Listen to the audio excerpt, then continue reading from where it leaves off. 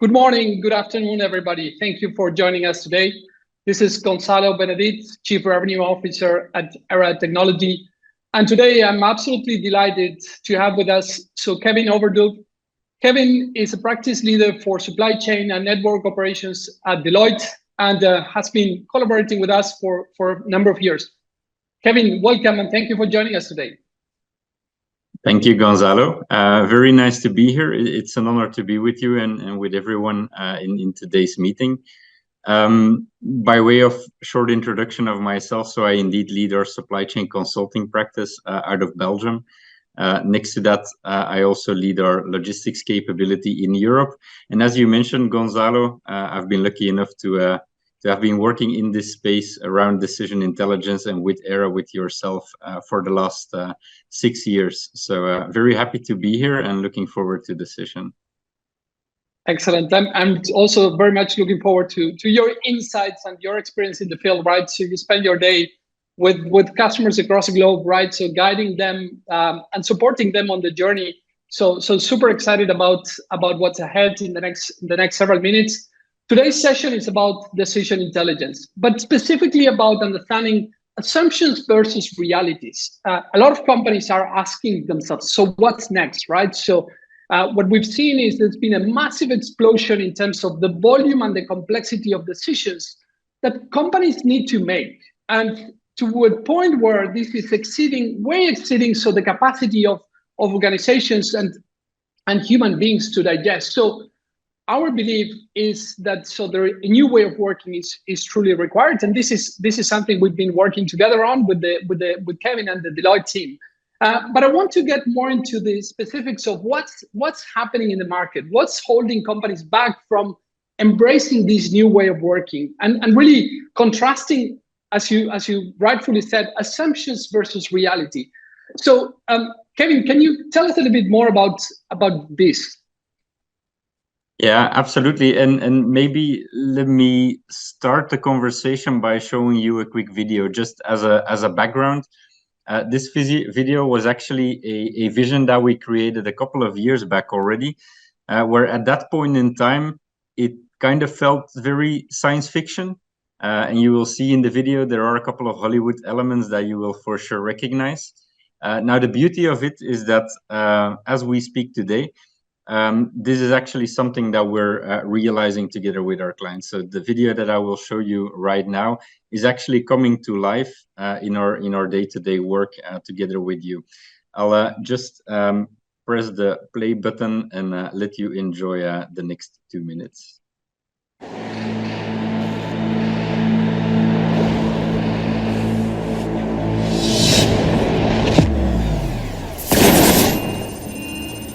Command, I'm getting an alert. It appears we have insufficient inventory to fulfill an incoming order. Production, what's going on?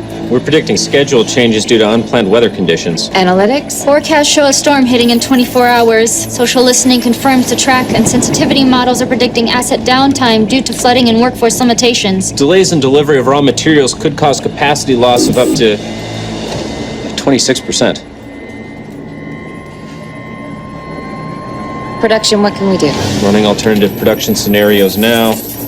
Our best option is to add capacity at the Northeast plant. An overtime shift would meet demand at positive margin impact. The problem is raw material inventory is too low for additional production. Supply, if we did go into overtime, is there anything you can do to get the raw materials there in time? Scanning inventory positions in storage and in transit. I've got raw materials on their way, but 5 days out. Wait. There's material in a warehouse we could get there in 2 days if we ship by air. We've got clear weather on that route and a 150 knot tailwind, which will save on fuel. We got raw materials in 2 days. We could make the order on time and stay within margin thresholds. Exceptions. Can we make this call to go into overtime and divert materials? Verifying this is within our tolerance to make a decision automatically. Command, we're good to go. No need to escalate to the supply chain planner. Okay, Digital Supply Network. Let's do it.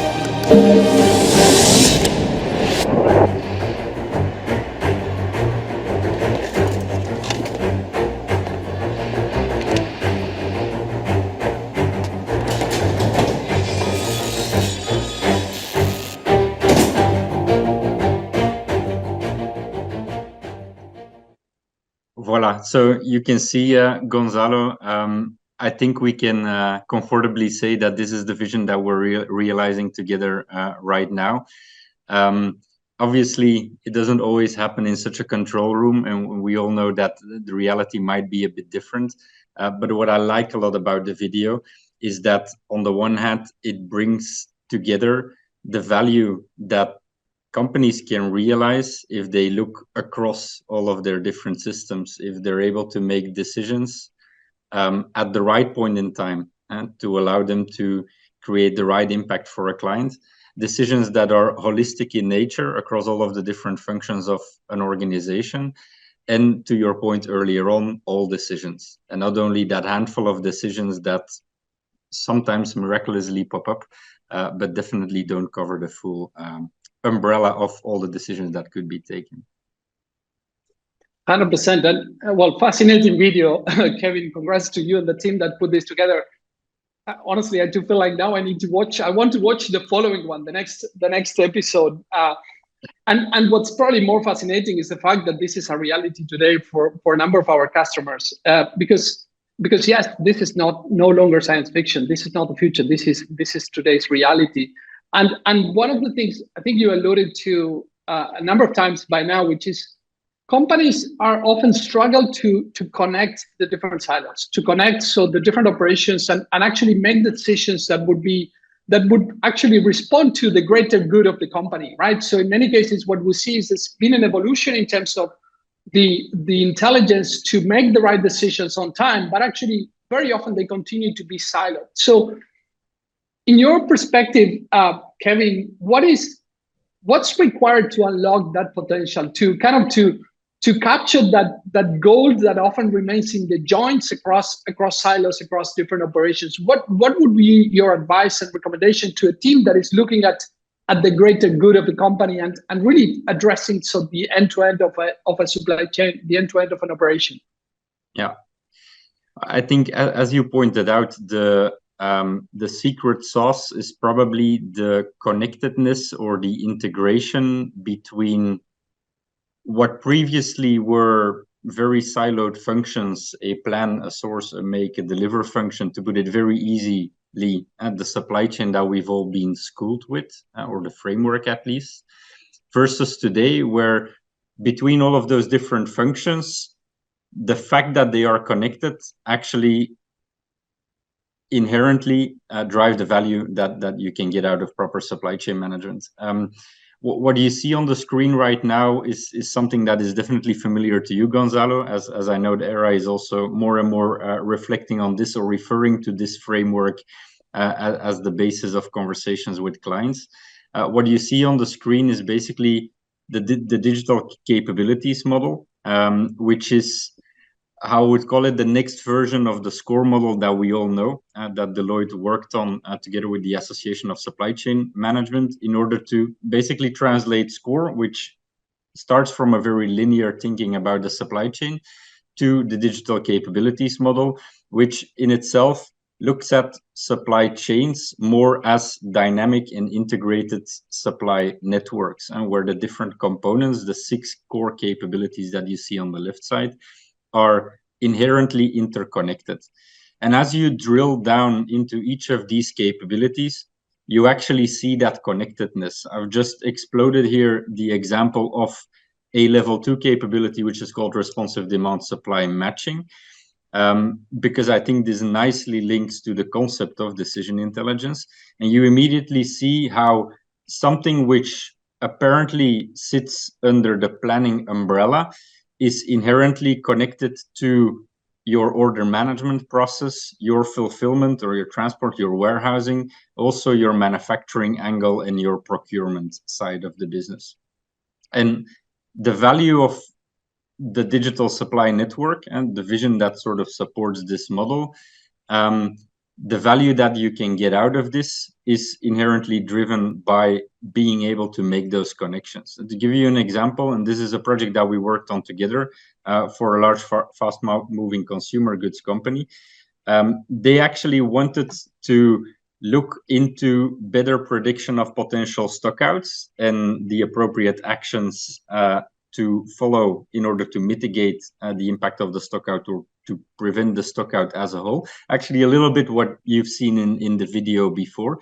But in order to do that well, you actually need to have a proper integration between your planning systems, your warehouse, your transport management systems, your ERP, financial systems, manufacturing execution systems, and so forth. So for that specific client, we connected all of those dots, actually what you see on the right side of the screen, in order to come up with a solution that can predict at the lowest level of granularity where a stockout for which product, for which clients this will occur.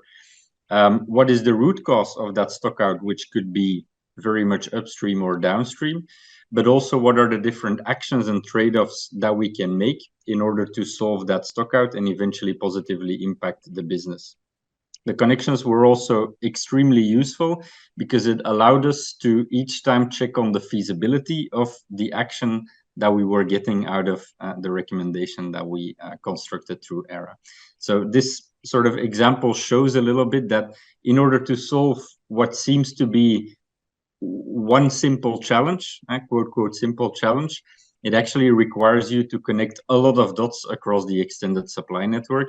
And I think that's also a perfect example that supports the vision that we have been realizing at our clients to move them from a linear supply chain towards a dynamic supply network. Indeed, incredibly relevant, Kevin, and a great demonstration on the fact that if you look at just on the right-hand side of the slide, right? So this is the type of complexity that humans need to more and more rely on technology, right? So to be able to make these kind of decisions, because you can imagine if you need to take all these dimensions into consideration for a decision that you need to make real time, right? So just as we were watching the video, right? So and you multiply this by the complexity of your portfolio, right? So your presence across markets, different markets in the world, right? So this is something that humans are going to struggle and are struggling today to cope with, and I think that's incredibly relevant. Kevin, there is another angle as we think about again what are the bottlenecks or the unlocks, right? So for companies to embrace this type of technology, this new way of working, right? So one of them is the data foundation, right? And so in speaking with many companies across the globe in many different industries, what I often hear is like, hey, this vision is incredible, it's fascinating, it's very relevant to our business moving forward. Now we struggle with the data, our data is just not right. On the other hand, I think we all know, but for a lot of these companies, taking into consideration the complexity of the business, the complexity of the landscape, getting that foundation fully right, it's not super clear. What does that exactly mean? And sometimes actually it could be to try to boil the ocean. So we have a little bit of a different perspective on that, but what would be your advice? What's your point of view on how to start? How critical is having a solid data foundation right to get started on a journey around decision intelligence? I think this is one of my favorite perspectives to talk about, I think, Gonzalo, because what you point out is absolutely true, and we face exactly the same thing in our conversations with our clients. I think there's a bit two schools or two philosophies here, if I can sort of rephrase your question. There's the school of thought or the people that basically look at this as a data forward type of transformation, starting with making sure that all of the information is as correct as possible, pulling everything into a data lake, and then basically after that finding out what to do with that information. There's the other school of thought, which basically looks at this question more in a decision backward fashion. So what do we actually want to achieve? And as such, what information, what data do we require in order to achieve that goal?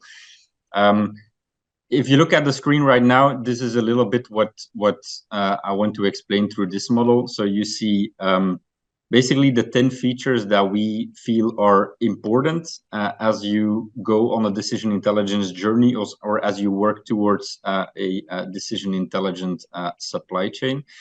And you see everything from left to right, starting from the fact that data is important, and this data needs to be made visible in an insightful manner. It needs to drive your insight. It needs to allow you to look into root causes. And then as you go to the right, based on that foundation, you can basically look into what kind of decisions do I want to automate to a certain extent. How can technology help me make the decisions, get to the right impact, and eventually learn and support the self-driving supply chain. So this is sort of the peacock slide, one of my favorite slides.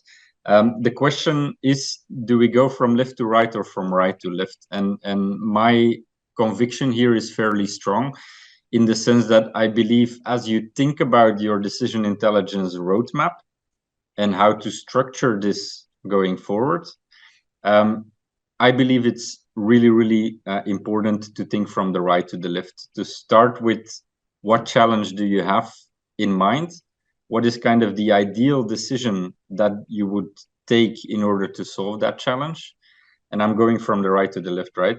What linked to that ideal decision, what are the different trade-offs that you make in order to get to that decision? And then for those trade-offs, what is the insight that you need, and as such the data that you need in order to make that decision in a good way? And then you get to the data point, then you can basically reflect, is my data good enough, or what are the processes and the systems that I need to adjust in order to allow for my data to be good enough in order to eventually drive that decision? So I think that's the way how you should be thinking about decision intelligence and the journey, the roadmap behind that. Now, obviously, as you start to build that, in a lot of cases, you start to build it from the left to the right.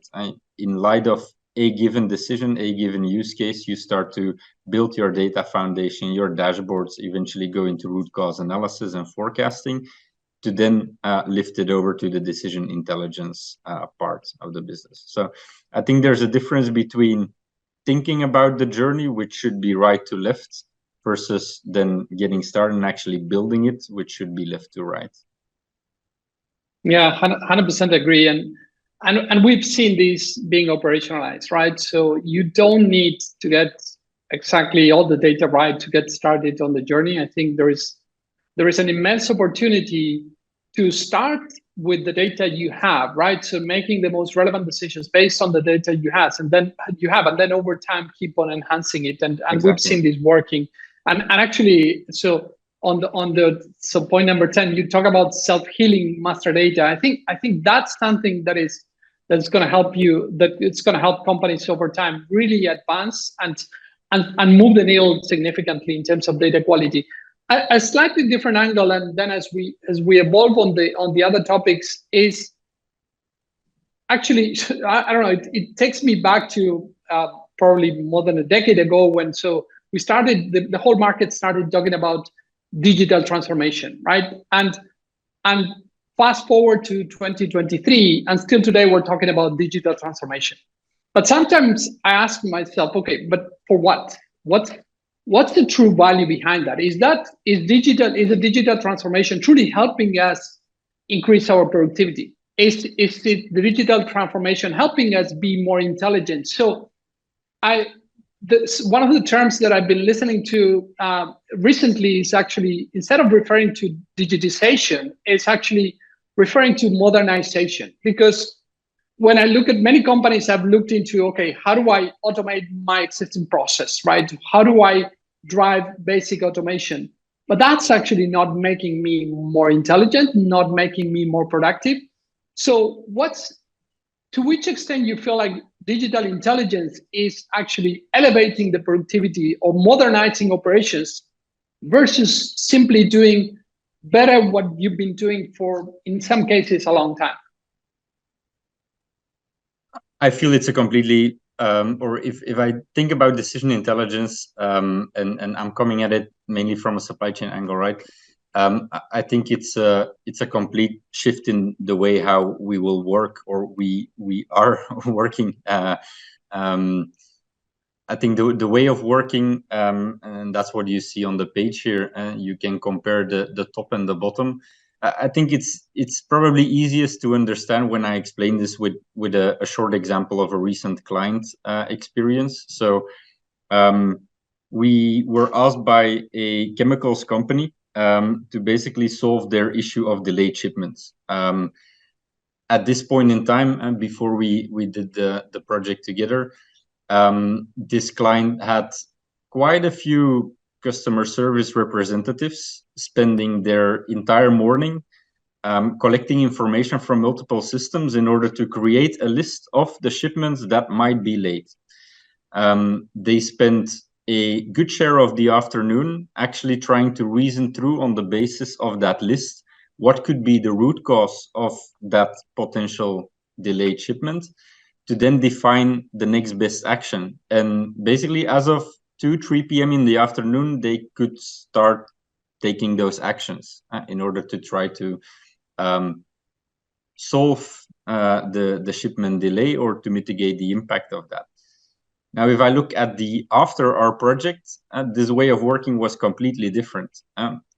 Those same people arrived in the office, they opened their Aera platform, they selected the proactive truck skill, and basically they received a list of recommendations and they sorted it in terms of urgency or in terms of the highest value add for that day.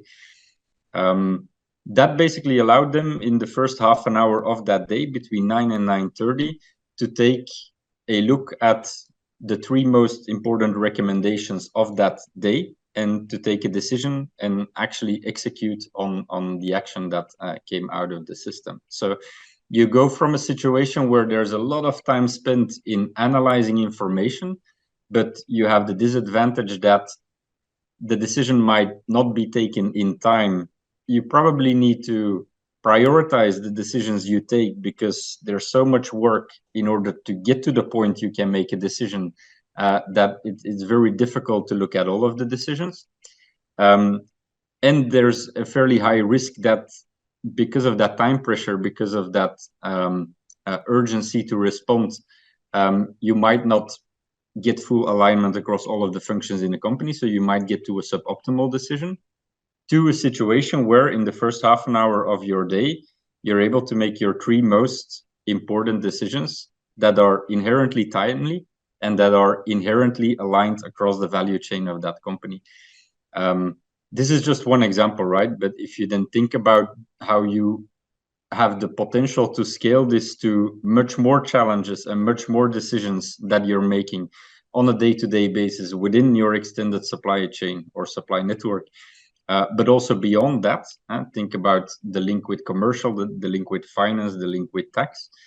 I think it's safe to say that as human beings, as supply chain professionals within a company, the job will become very different, but much more interesting as well, because we're basically taking the robot out of the human and we're allowing the human to spend the brain time, the brain power on the items or on the angles that drive the biggest value for the company as well.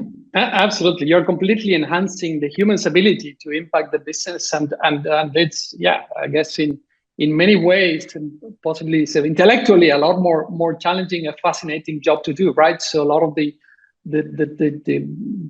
tasks that are repetitive, right, so that are low added value, right, are no longer required and handled by a machine. But as you say, it's like, imagine if you extrapolate that beautiful example you shared, right, across the whole enterprise, across every single team, every single area is actually all of a sudden working in a different way.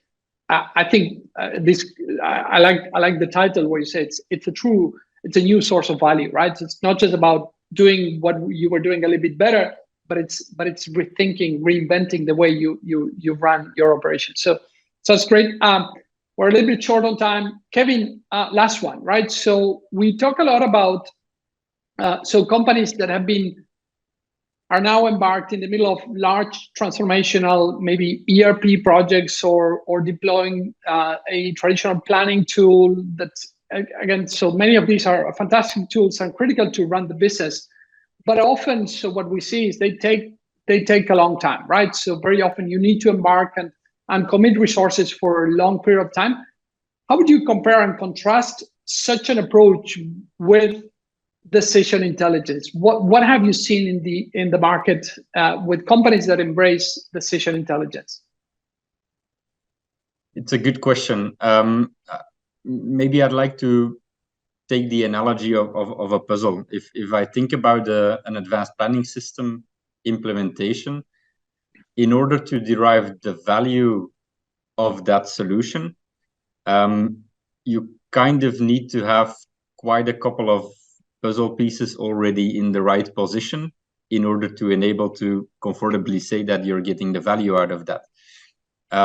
I think if we look at our work together and the impact that we've generated at our clients leveraging decision intelligence and a solution like Aera, is that each puzzle piece in itself has the capacity to already drive that value. And creating that puzzle piece in a way that it drives value for a company is not something that tends to take 6 or 12 months. It is something that tends to take anywhere between 2 and 4 months. And obviously it might not be the perfect puzzle piece at that point in time, but at least you're already starting to get value from that puzzle piece, and you can further improve that as you go forward. What we've also seen is that the puzzle pieces of the decision intelligence puzzle, each of those pieces have the power to strengthen themselves in a 1 + 1 is 3 type of mindset. And you can use elements of the first use case to then, in an accelerated fashion, get a second use case live, for example. Or you can use the 2 puzzle pieces together to drive a better holistic decision across your end-to-end supply chain. So what we've actually seen with our clients, as soon as a first set of use cases is live, which can be done on a fairly short term, I always sort of use a threshold of your first use case or set of use cases needs to have a return on investment below 12 months, or otherwise you've potentially picked the wrong use case. As soon as this is live and you start to work on the next wave of your transformation roadmap, we see that the value generated out of that first batch is actually having the power to fund the rest of the roadmap. And we've seen this in action as we speak with several of our clients. You also see that the more I go into the next waves of implementation of the roadmap, the ROI gets down to 6 to 8 months, eventually to adding use cases with a 3 to 4 month ROI. And I think that is really difficult to realize elsewhere in, let's say, the supply chain software or the supply chain implementation world. It is. This is to me in many ways my favorite topic, and its value. And I like the way you position it, Kevin. The concept of the short-term self-funding opportunity. Because actually what you're able to do for every single decision, so through decision intelligence, so what you do is you basically digitize, augment, and eventually automate decisions from some very large and critical decisions to some very small decisions. But every single one of them is actually connected to a certain impact, an impact that you can have in the top line, in the bottom line, in service level, in your carbon emissions, whatever dimension, whatever the dimension and impact you decide to be, you're going to be able to measure that impact. And that's value. And that's value to your business. So actually real time, every single day, you are able to measure that value, and it's incredibly tangible. It's not that, as you were saying, so you need to kind of try to put it together and do estimations and projections of what it could be, but it's actually real. And I think that's a game changer. That's why I believe that in many ways, companies are looking at decision intelligence as this kind of next wave of innovation that would allow them to truly modernize the way they run the business. Yeah, and I think, Kevin, Gonzalo, even if I can add to that, I think it is, in today's world, it's not even a choice, right? If you think about having to go through a 3 years implementation of a solution with a world that is changing upside down every year or every year and a half, it's very difficult to believe that for a 3-year implementation, in year 1 you can define the to be, and in year 3 that to be will still be relevant. So I think we as a sector, as a supply chain profession, we need to evolve towards these type of implementation journeys where you can get to very tangible products and results in a matter of a couple of months, to stay somewhat in sync with the pace with which the environment around us is changing. Absolutely. Well, Kevin, I can continue to talk for the next hour, but I think we'll have to wrap it up.